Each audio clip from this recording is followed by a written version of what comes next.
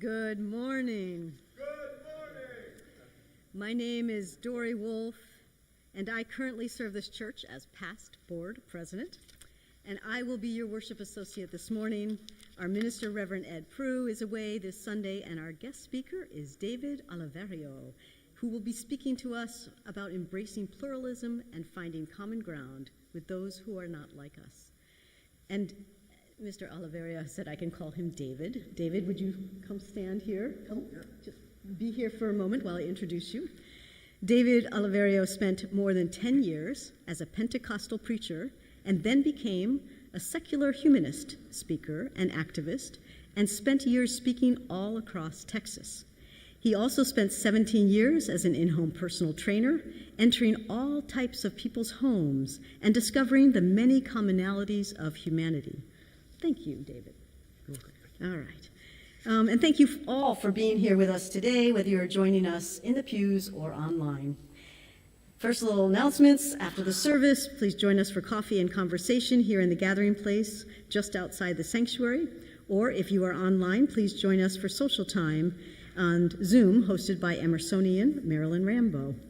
The link to the Zoom room is in the weekly e-blast and will be on the final slide during the postlude. You can also scroll down a bit on your screen on YouTube and look for a link on the left. Lunch bunch today will be at 12:15 at La Madeleine on San Felipe, and it's open to all Emersonian members, visitors, and friends.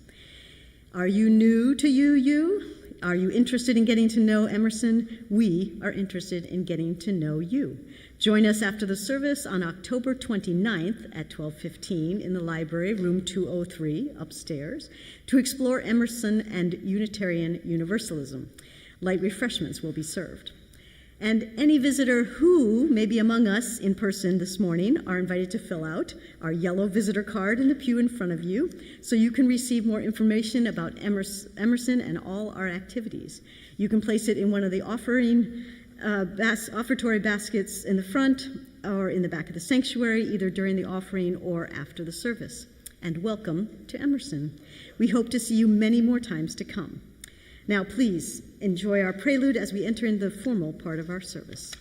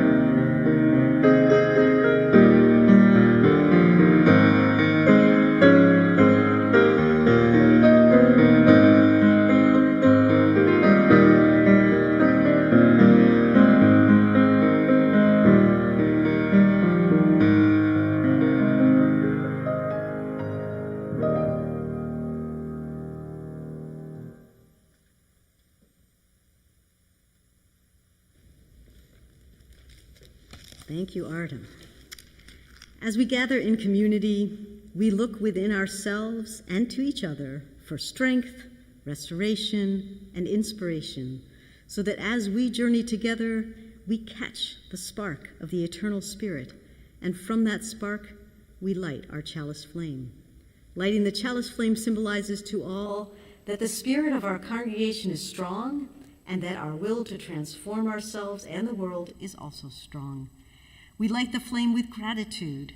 We light the flame in memory of all who have gone before, in honor of all who are here now, and with joy for those who are yet to come.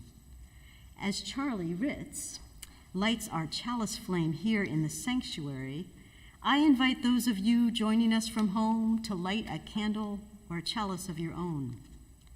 The chalice lighting text this morning and for the month of October come from the American neo-pagan feminist author Starhawk, who was born in Minnesota in 1951. Please read with me. Community means strength that joins our strength to do the work that needs to be done. Arms to hold us when we falter, a circle of healing, a circle of friends, someplace where we can be free. As we work to create beloved community, we welcome all who would join us in building a better world with more love, more justice, and more peace. We welcome all who would join us in growing in mind, heart, and spirit. We welcome all who would join us in tearing down systems of oppression of all kinds. We welcome all who would join their purposes to ours in a loving spirit of right relationship. Whoever you are, wherever you come from, wherever you find yourself on your life's journey, whichever your pronouns, whether you walked in or rolled in or dialed in, whomever you love, you are welcome here. And we take a moment to acknowledge that our history is a shared and a harmful one. Our congregation's buildings are situated on the home of Karankawa and the Atakapa peoples for at least 2,000 years before the first known European settlers arrived. These people are almost non-existent today, due largely to their interaction with European settlers. May we recognize, uplift, and support Indigenous voices and communities in our work as a congregation. Each week, we hear words of wisdom and value from one of our 6 sources. This week, we're going to combine the reading with a story of all ages, so this week we're going to have a story. And the story is titled, What If Nobody Forgave? By Barbara Marshman. In a land far away, a wise old man who knew a great deal about people because he traveled from place to place, arrived at a strange village. In this town, all the people were carrying what seemed to be great bundles on their backs. They couldn't look around very well, and they never looked up because of the heavy burdens they carried. Puzzled, the wise old man finally stopped a young fellow. "My good man, I am a stranger to your land and am fascinated by these large bundles you all carry about, but never seem to put down. What is their purpose?" "Oh, these," answered the young fellow in a matter-of-fact way, "these are our grudges."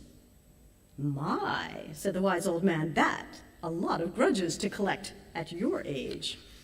Oh, they're not all mine. Most of them were passed down in my family." The young fellow heaved a weary sigh.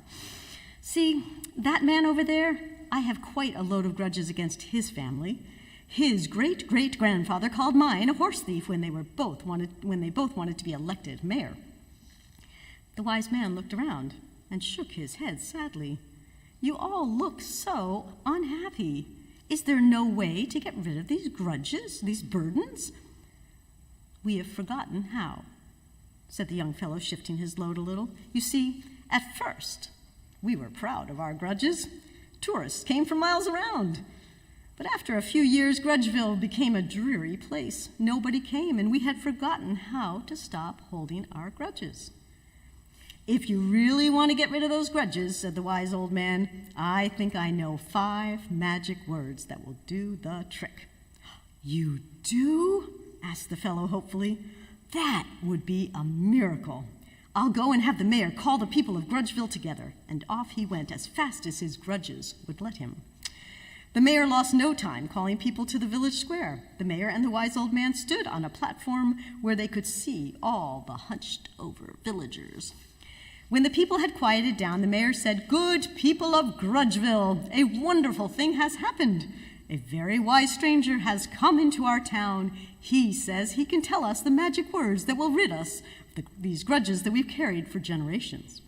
How many of you would like to be able to straighten up and have your grudges disappear? Look at the world as a whole in a whole new way. Listen to the wise words of our visitor then, and do as he tells you. My friends, these are simple words, yet some people find them hard to say, said the wise stranger. I think you have the courage to speak them. The trick is, you must say them to each other and truly mean them. The first two words are, I'm sorry. Can you say that? I'm sorry. The other three are, I forgive you. Can you say that? I forgive you. Now, say these words to each other, the wise old man said. There was a long pause, and then a low grumble from the townspeople. First one person, then the other said the words. Soon they were all. Then, would you believe it? Just like the wise man predicted, the grudges disappeared. What joy there was in the town. The people were heard saying, look how those trees have grown. Because they hadn't been able to see up. Is that you, Jim? How good to see your face. There was dancing in the streets that day, and it wasn't long before the mayor changed the name of the town to Joy Town. And now, with that in mind, please help us singing our first hymn. You may stand if you're comfortable doing so. You may stay seated, but please help us by raising your voices to sing Our World is One World. Hymn number 134 in your gray hymnal.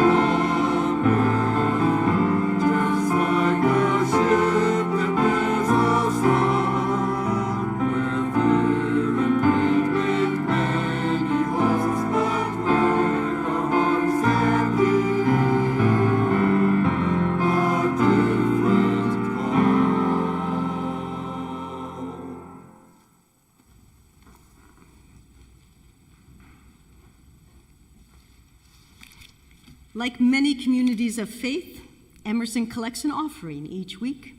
But our offering is not for our congregation, because our church is supported by the annual pledges of our members, for which we are very grateful. Our Sunday offering is to give to others, because we know that giving is both a transformative spiritual act, and an important way to live our values.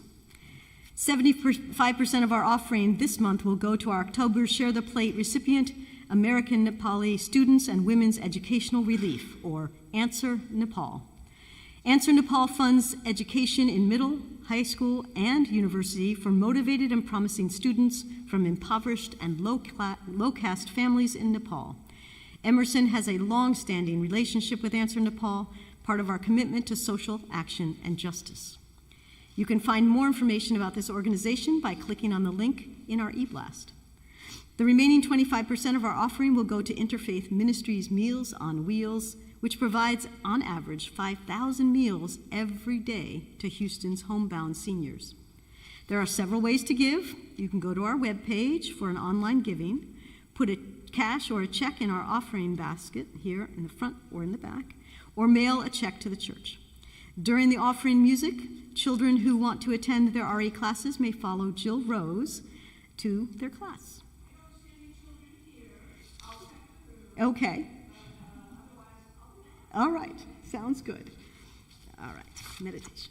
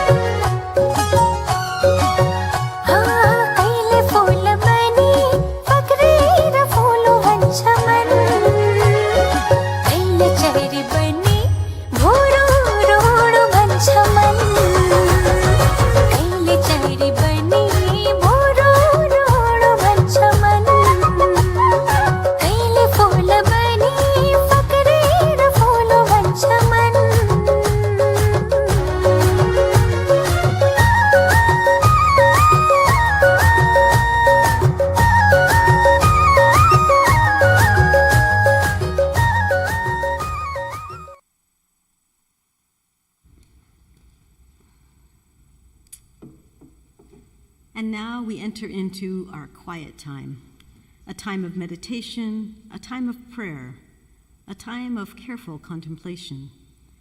Please make yourself comfortable in a position that helps you to feel grounded and centered. Close your eyes if you feel comfortable doing so, and take a deep breath in. As together, we enter into a time of silence followed by a prayer. During the silence, please hold all those affected by the conflict in the Middle East in your hearts.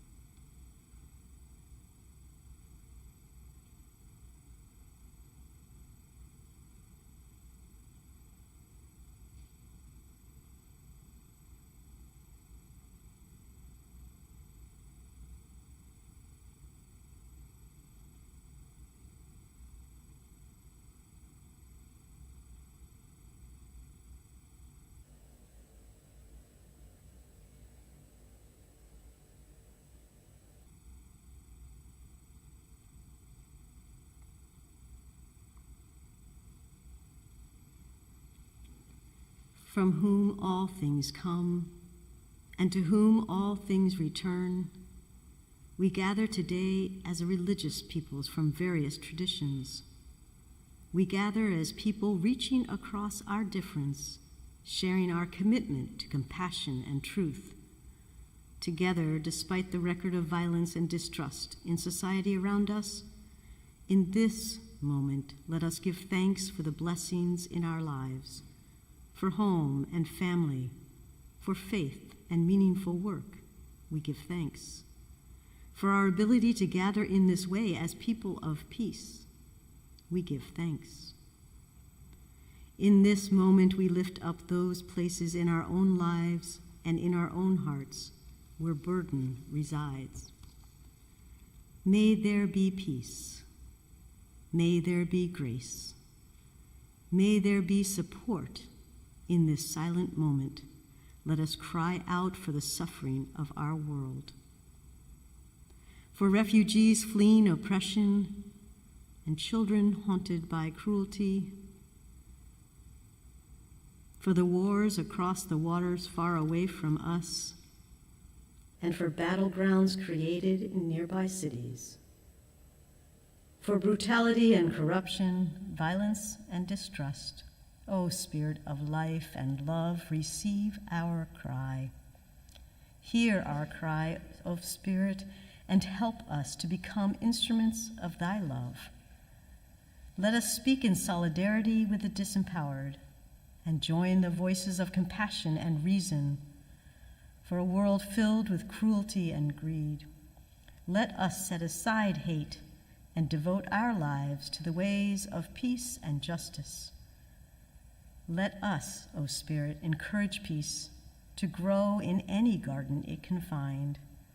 Let us remember the tragedies of our days and commit to building a better world. Let us be emissaries of justice, ambassadors of compassion, agents of thee, O Spirit, in the name of all that is holy. May it be so. Amen, and blessed be.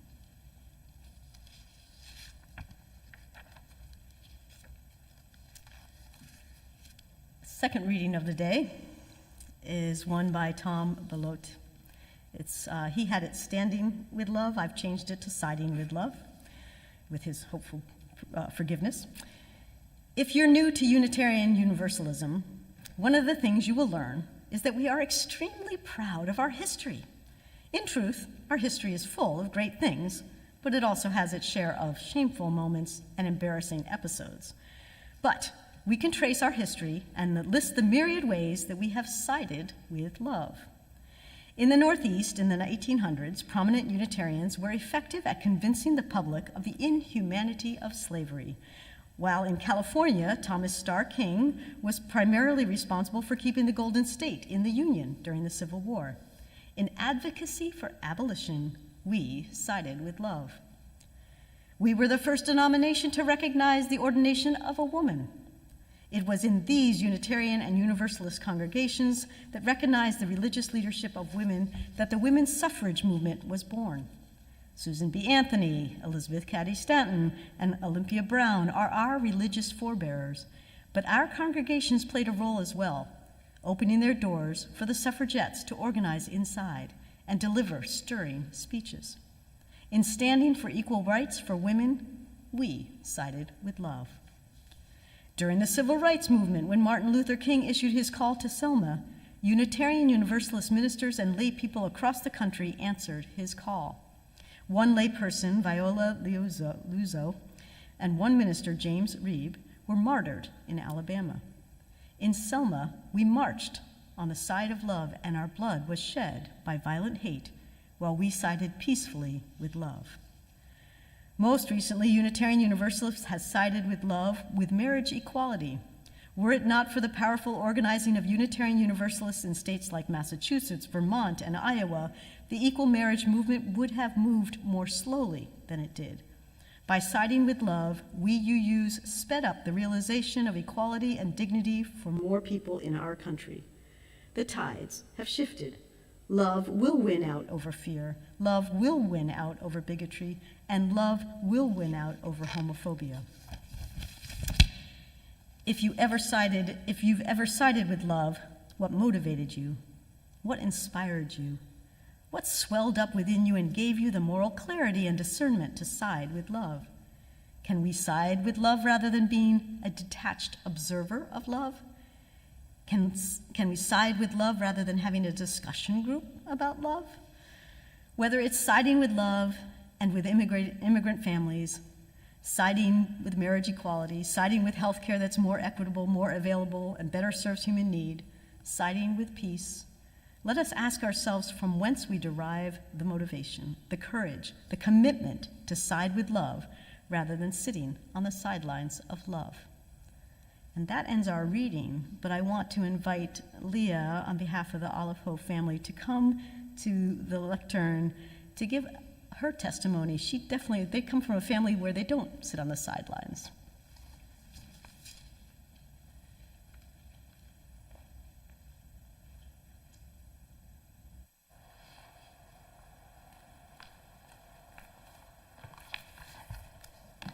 Thank you, Dory. I know you've all seen me doing my best work at the last minute as usual through the power of ADHD, so thank you. So Dory asked me to speak about why I joined and why I choose to serve at Emerson.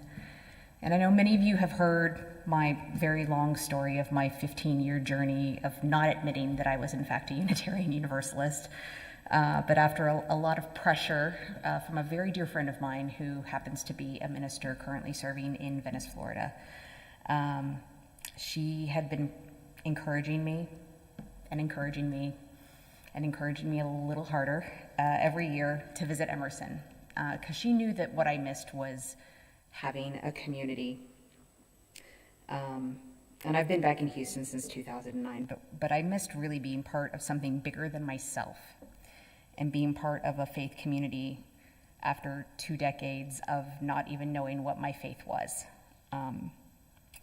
So here at Emerson, I found a community. I found a community of love. I found a community filled with people with the same values and ethics that I had, and with just as many questions and just as much curiosity as I do.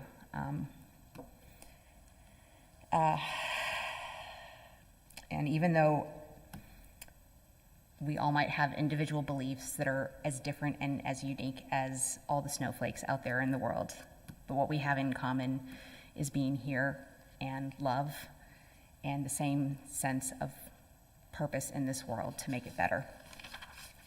As to service, as Dory said, it's not anything new to me or to my family. My family has been filled with people who have served in one way or another. My mom and most of her family were all teachers. My dad and I both work in government. Great-grandparents, great-great-grandparents, great-great-great-grandparents. We've all been committed to our community in one way or another. And that commitment to community is something that my family at home has in common with my family here at Emerson. So when Hillary and Dory and the Mays and Michael Bloom and our dear Audrey asked me to join and to serve, well, I answered that call. I answered with my monthly pledge. I answered with the occasional donation, one-time donation when I'm able. And I've answered with my participation on our board, on our communications committee, at the auction, campus cleanup, the occasional youth RE class, because I value your commitment to me and my commitment to you. To paraphrase Teddy Roosevelt, I'm here to do what I can with what I have where I am. So what can I do? What do I have? And where am I? I ask myself those questions all the time because I love this community and I'm grateful. So thank you for asking me to join, for asking me to get involved, and for asking me to serve. Most of all, thank you for giving me a community of love and of faith.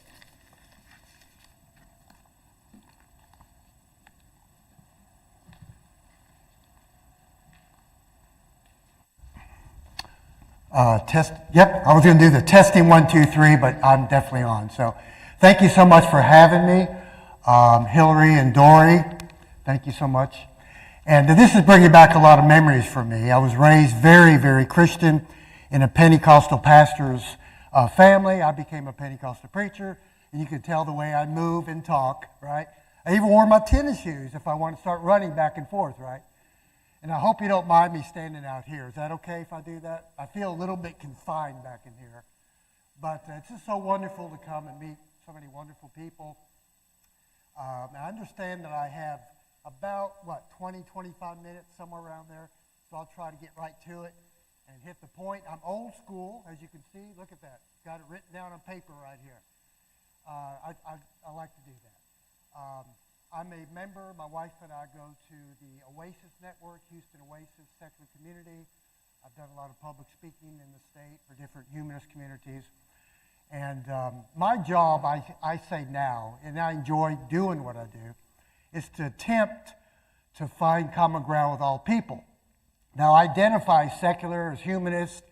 I always say the big dirty A word, which some people don't like to hear, atheist.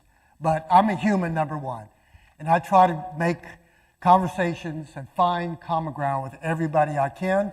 I even go into Christian, very Christian churches and carry on conversations with people. And I go out on the weekends with signs. I've done that for years for different secular communities. I've done it in Austin. I do it here for Oasis.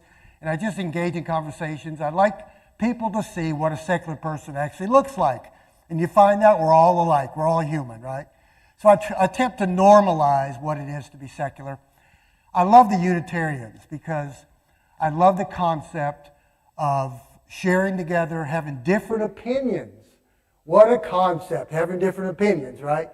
So free thinkers are people who form opinions based on reason independently of authority. We don't like that authority. We don't have dogma. We don't need creeds. We can think for ourselves. But we find those commonalities of humanity.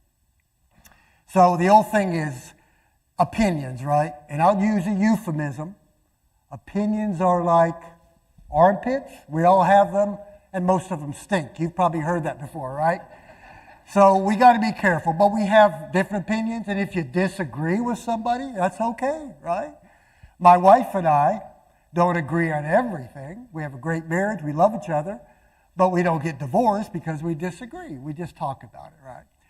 So my talk today is pluralism, right? How does a man like me, who used to be a Pentecostal preacher and became secular in 1989, 1990, who identifies as a secular humanist and atheist, how did he come to the point where he's at now? Well, it's been a long journey. Now, we understand polarization. We have the Democrats, wrong side, right? Is Republicans against the Democrats, right? We have vegans against carnivores. We have the flat earthers against real science.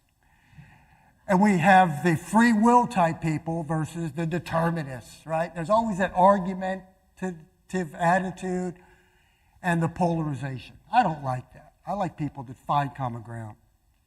Now, what's interesting, I've learned, and I'm always learning, is that other people from a different worldview will not listen to your views or our views as more liberal-minded people, right?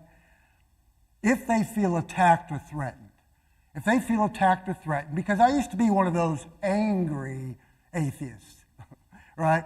I used to go out, and I was a button pusher. I like to go out and kind of put it in their face, mainly into evangelical Christians' faces. I've outgrown that, thankfully, right? And I'm not a button pusher anymore, but I'm a person that tries to find the commonalities of humanity. But people are never going to listen to your views if they feel threatened. Now, anybody here a fellow Seinfeld TV show fanatic like I am? I always think of Seinfeld. The episode of the Bubble Boy. Do you remember the Bubble Boy episode? Okay. Well, many people are in their bubbles, right? The greatest lesson for me in life was not college. I don't have a college degree. My wife does. My children do. My grandchildren probably will. My lessons in life came from being out of my bubble, going into other people's environments, seeing how other people live. Okay? That's the greatest experience in life that I've had, and teacher in life that I've had. Nothing wrong with college. I think it's beautiful. I was raised in a hardcore Pentecostal background. My parents, who are no longer here, but they died, but they raised us to believe that education was really unnecessary. All we needed was the Bible, the Holy Ghost, and Jesus, right? So we were discouraged from anything like that. But I learned a lot just being out, talking to people, and getting out of my bubble. I've worked the field. What does that mean? Well, that's an old Christian term, right? The field, the harvest is plentiful, the laborers are few, go out and work in the fields, right? I've been doing and working for both sides of the fence. The first half of my life I worked in the Pentecostal movement. Second half of my life, been working in the secular movement, right? I've done a lot out there. I used to go out every Saturday morning up till COVID, feeding homeless people on Saturday mornings. And then I would go out with my secular humanist signs out in public places. What an experience. You go out there with a humanist sign in San Antonio, Alamo. I would take teams with me to the Alamo. I would go to Georgetown, Texas, just north of Austin, and table for different groups and communities. I had a show at the Atheist Community of Austin, a YouTube show for 8 years called the Preaching Humanist Show, where I would just give talks on humanist principles, get along with people. So I've been in various locations and learned a lot with my experiences with all kinds of people. But my greatest lesson of life actually came from my business, which I retired from last year. I'm retired. I even rode the bus here today. I love riding the bus. Get to talk to all kinds of people. It's wonderful. But I retired from being a personal trainer. I had my own business for about 16 years. I've been in fitness and health for many, many, many years. When I quit preaching, I had to do something, right? So I became a personal trainer. But here's what brought me to where I'm at more than anything else. More than even going out and doing the things I've done, speaking in different places, going out with signs. The greatest lesson was going into my clients' homes. Now, many of my clients were very Christian, very Republican. Many of them were Donald Trump supporters, the whole thing, the way I was raised. Many of them were fellow secular people. Some were libertarians, some were Hindus, some were Muslims, some were fellow secularists, had all kinds. Many evangelical Christians as well. But I learned, and I guess maybe I have that gift, people say, whatever, of being able to talk to all people and treat them equal, right? And that's what we want, is equity. We all want equity, right? But the commonalities of humanity are abundant and plentiful if we just look for them. If we get out of our bubble. Most people remain in their bubble. It's easy to be in that echo chamber, if you will, right? And that's why I like to ride the bus. That's why I like to be around people from maybe different social, economic levels than I am. That's why I like to talk to all kinds of people. And you'll find out we're all the same. You just talk to them and listen to people. And that includes evangelical Christians and those that vote extreme right. Some people get mad at me for saying that. But, again, when you're out of your bubble, you go into their homes, you learn to adapt to getting along with other people. You find out that we're so much alike. You find out, you learn, and I begin to understand that they are so much like us because they have children, they have grandchildren. I met their parents. I met their friends would come over. Their neighbors would come over. I'm in their environment for 3 hours a week, and I learned a lot. Now let me tell you about Vicki and Tanya. Vicki was a 50-something-year-old white lady. You'll love this. We all love to hear stories like this. And we all love stories, right? Tanya was a 50-something-year-old black lady. They were best friends. They were my clients. I would go to their home every Tuesday and Thursday evening to train them in their little gym in their home, in Vicki's home. Their husbands would not come in to work out. Now, they were some big guys. And as a personal trainer, I tried to get them to work out. Their wives would always say, David, get our husbands to exercise. So I can't make them. You can't do that. But they would go off in the other room, and I would train the women in the back gym. Now, let me tell you something about Vicki and Tanya. They were like sisters. They loved each other. They would argue, and they'd make up and just love each other, right? But they were, and I got to walk over here and do a little knocking on some wood. They were full-time door knockers. Anybody want to take a guess where I'm headed? They were full-time Jehovah's Witness door knockers. That's what they did. I developed a relationship with Vicki and Tanya for 12 years, and their husbands would come in and talk to me. We had fun. They would actually help me load up my car with food and clothing because they knew I was going to go give it to the homeless that weekend. Now, we had our differences. but we didn't discuss those differences. And they used to tell me, David, we know you don't believe like us, but we just love you. Now, I'm not getting into the contingencies. We have some differences. And there are some differences we actually have to push back against. Now, some people want to break down that wall that separates church and state. I want that wall there. It's good for religious people and everybody if there is a separation of church and state. There are some things we need to push back on. But my job to find common ground with people and to show other people what it's like to be secular, I didn't bring those topics up. Because you can bring a horse to the water, but you can't make him drink. You've heard that saying, right? When people are open-minded and they have questions, then I discuss these things with them. Now, let me tell you about Greg and Diane. Greg and Diane were hardcore Methodists, very strong Christians. They were libertarians. Now, Diane, the wife, and they were in their 50s or 60s, very wealthy, big, beautiful home out in the suburbs of Boston. And by the way, I keep saying Austin. My wife and I just recently moved to Houston. I apologize. I didn't tell you. We do live in Houston between Central Market and Greg Olstein's church. You know what that's at? We live on Timmons Street. Everybody knows where that's at, right? We live in that area.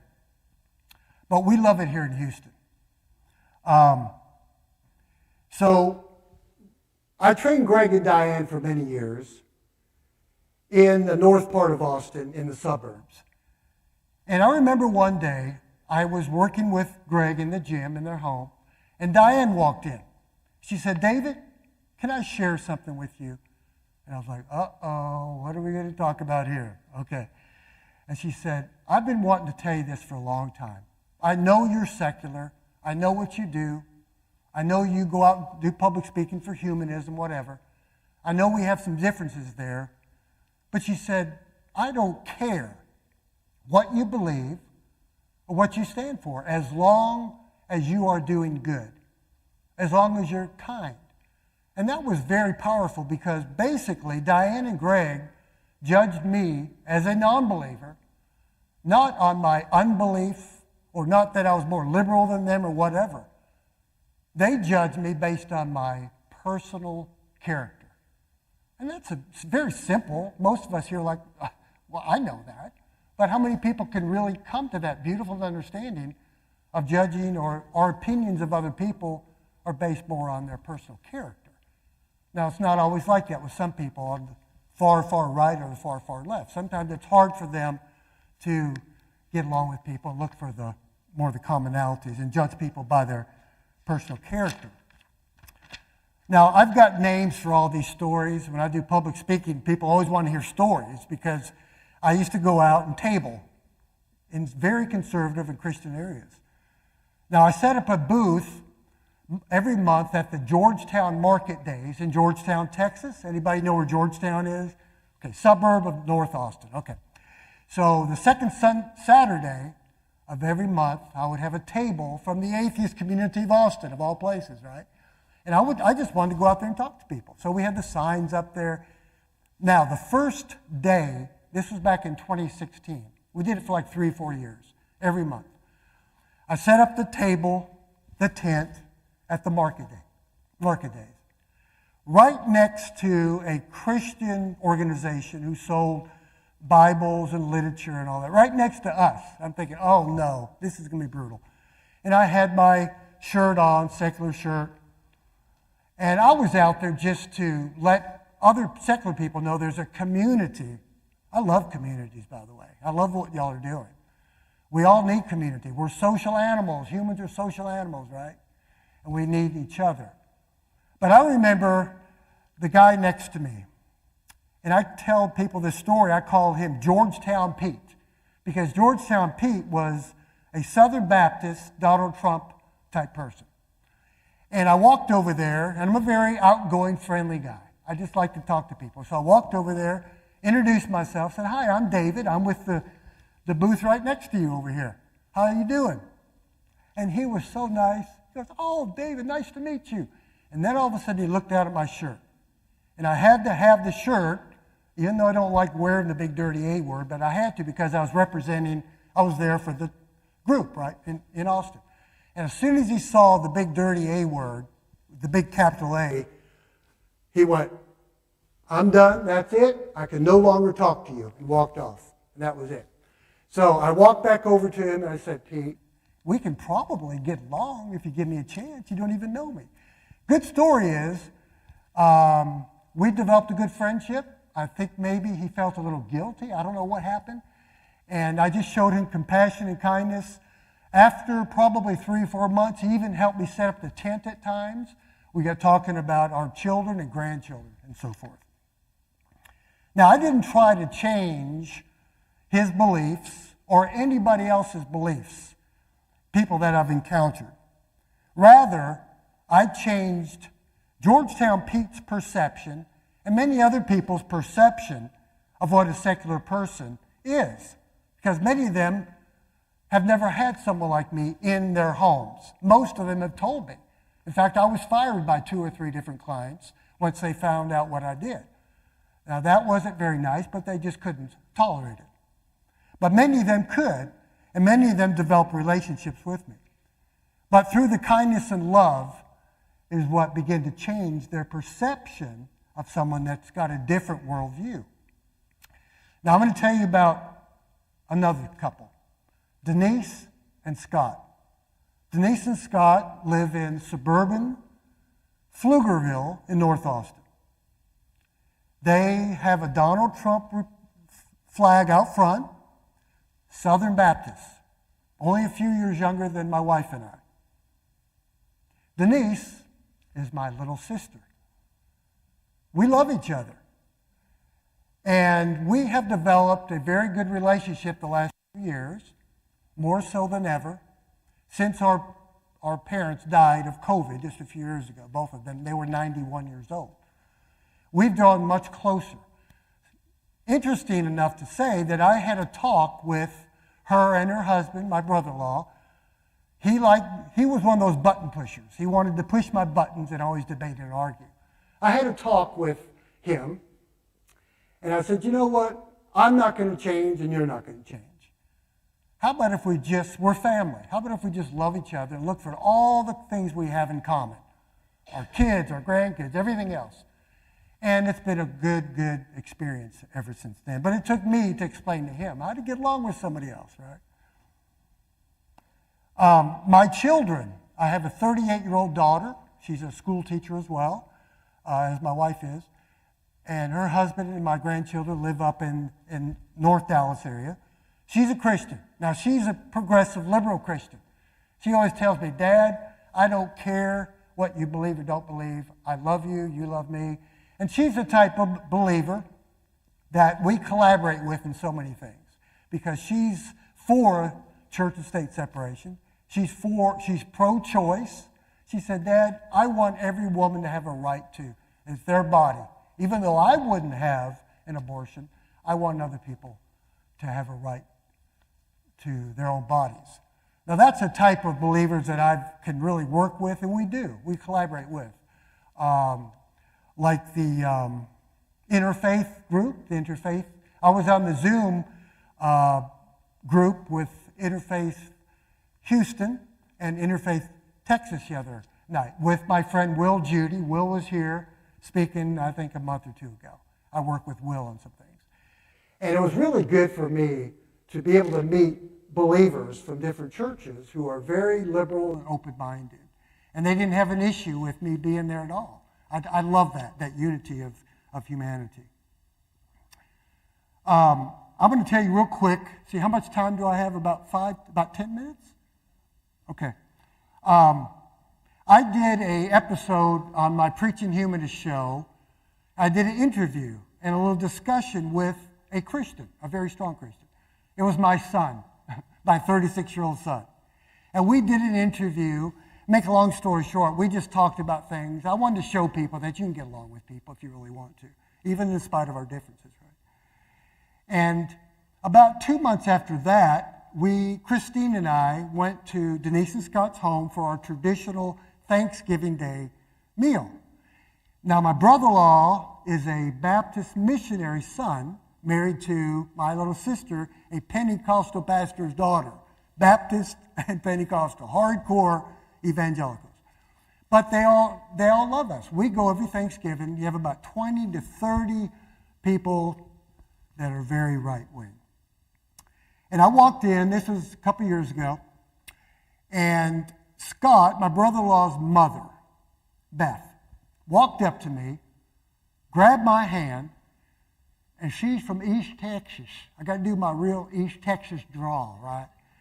And she looked up at me, she grabbed my hand. She said, David, I saw that video on your show of you and your son. And I went, you know I have a show? I'm like, oh no. She goes, yes, yes. And she said, David, it touched my heart. It touched my heart. It brought me to tears to see you and your son just get along so well in spite of your differences. Now this came from a Baptist missionary's wife, right? But she knew me. She knows my character. She knows my wife, Christine. Now let me move along. A couple more things and I'll close. As I told you, my parents died in 2021 of COVID. My dad was a Pentecostal pastor. We fought like cats and dogs our whole life. I started preaching at age 19. That's back in 1976. Yeah, 1976, I was 19 years old. So I went on staff with my big brother and my father. They used to call us the Mafia. My last name's Oliverio. Oliverio, it's Italian, right? And my dad's first name was Mario, Pastor Mario Oliverio. That's pretty Italian, right? But we used to fight like cats and dogs, even back then. We had a tough journey and relationship because when I became secular and I couldn't believe that anymore, I lost a lot. I lost my whole community back in 1990. Lost my friends. A lot of them didn't want anything to do with me anymore. It was tough. And my father had a hard time with it, obviously. And then by 2018, my father disowned me publicly, totally disowned me. And when he discovered that I do public speaking in secular communities and I do what I do, right? He couldn't handle it. Now, it doesn't make him a bad person. He was actually a really good guy. He was just so close-minded. He couldn't understand that people can just have different opinions, but you can still love them. But he couldn't handle it, so it was it. And I even wrote a song. I play piano, and I write a lot of music. I need to learn how to sing so I can perform this stuff. I've always had people sing my stuff. But I wrote a song, Disowned. And it was a tough time in my life. But the good news, I like to always be positive and optimistic. Probably 6 months before my parents died, I did call him. I called him in 2021. I said, Dad. He said, yeah, David. I said, come on, it's been 2 years. I mean, you're my father. I'm your son. Let's just love each other. Can we just do that? Just forget about your differences. And it was a little bit hard for him, so he said yes. Now, he didn't apologize. I didn't expect him to, and that's okay. I'm glad I made peace with my father because they did not believe in vaccinations nor wearing masks. You know, we were vaccinated and we tried to wear masks. And they both died of COVID. They were 91, about 8 days from each other. Now, this leads me to my closing story, another good story. And this is a good one. I love to tell my stories. My little sister, Denise, the Southern Baptist, took care of the memorial service, did all the organization for it at a Southern Baptist church in Georgetown, Texas. So we had about 50 Southern Baptists there and about 50 of my dad's former congregation in Waco, Pentecostals, where I was raised, where I even started preaching, right? I haven't seen some of these people in years. I went in, Christine and I, out of my bubble into another bubble. I'm used to that. I kind of like it. I like to go into different bubbles and talk to people, right? So here I was, one of the designated speakers. There were 4 of us at my parents' memorial service. I didn't know what to expect. I'm thinking, I haven't seen these people since 1990, some of them. Some of my old childhood friends. What are they going to think of me? What are they going to say to me? Are they going to tell me I'm going to go burn in hell? Because I've gotten a lot of that from some people. Thankfully, not all believers are like that. Some are very kind, but some a little different.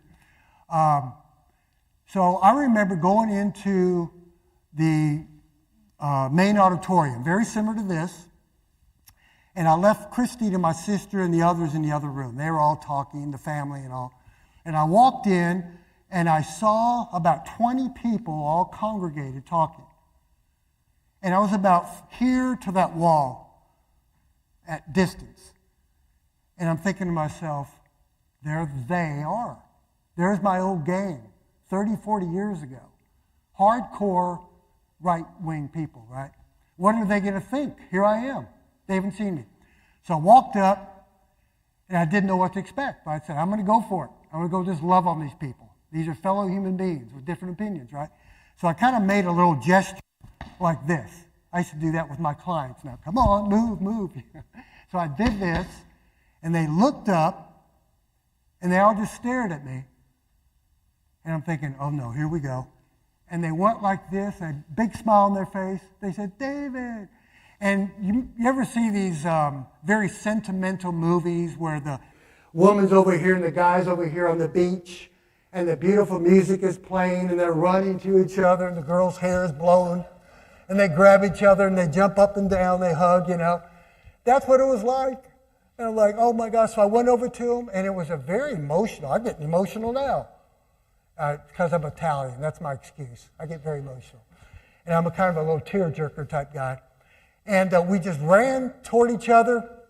And here's Pentecostal Christians, Donald Trump people. They didn't care. They knew about me. They know what I do. We just got in a big circle, and they said, David, it's so good to see you. No God bombs, no you're going to hell, nothing. It was all about my parents. That's the way it's supposed to be. We were here just to make human connection, you know. And Christine was standing there going, oh my gosh, my wife, she didn't expect it either.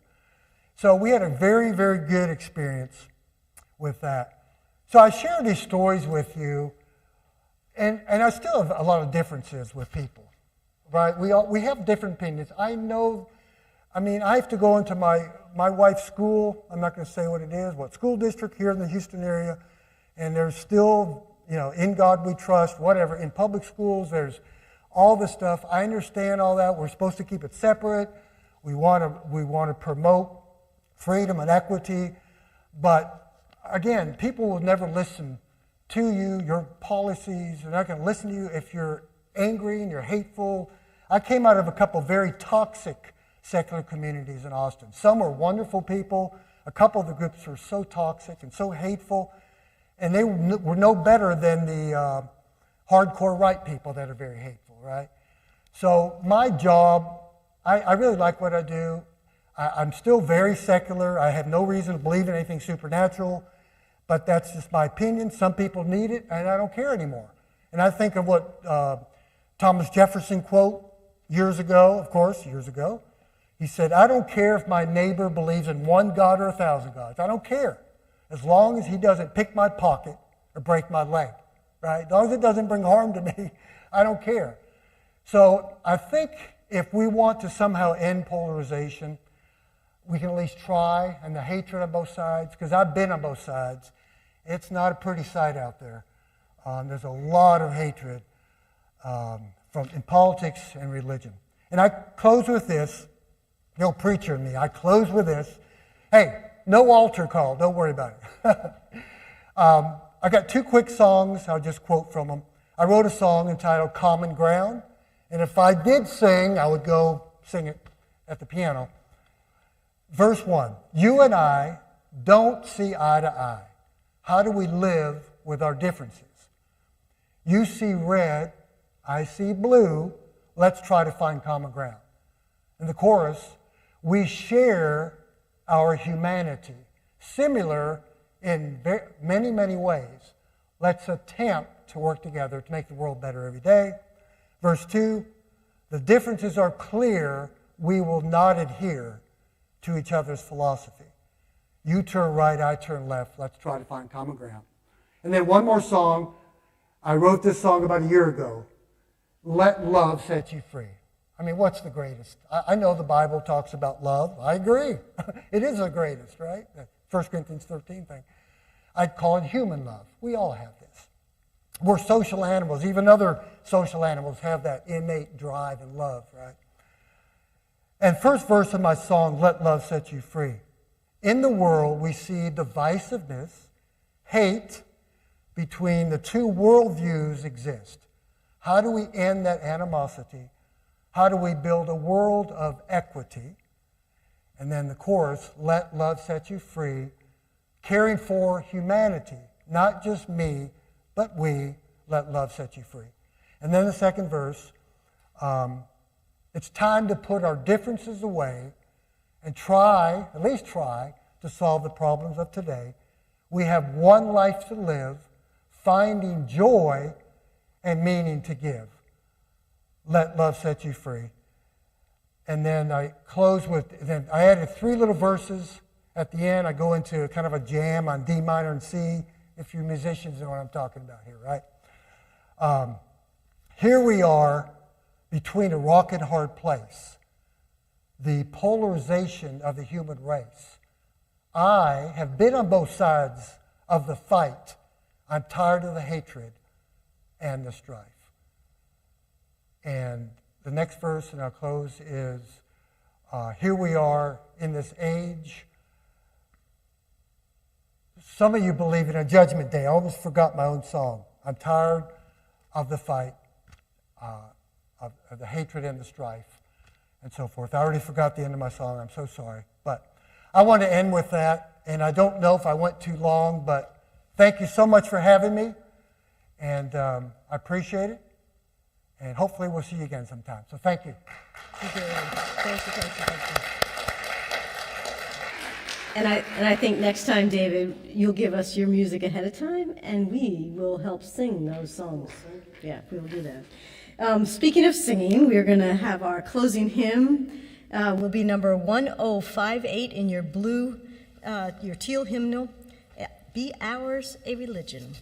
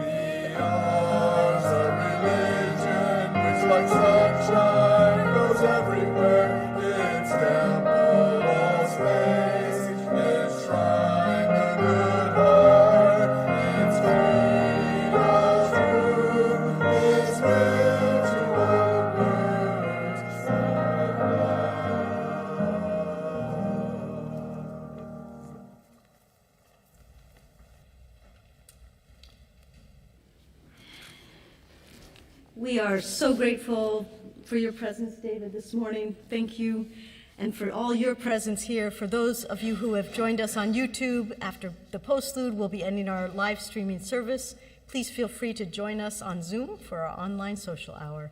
And again, the link to the Zoom room is in your weekly email and will appear on a slide at the end of the service.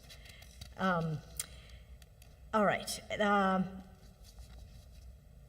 And if you would, David, come up and extinguish our chalice. I would appreciate that.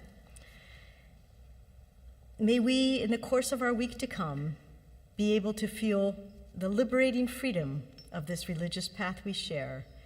May our gods welcome us. May they challenge us to live up to our own expectations of ourselves, wherever and whatever they are.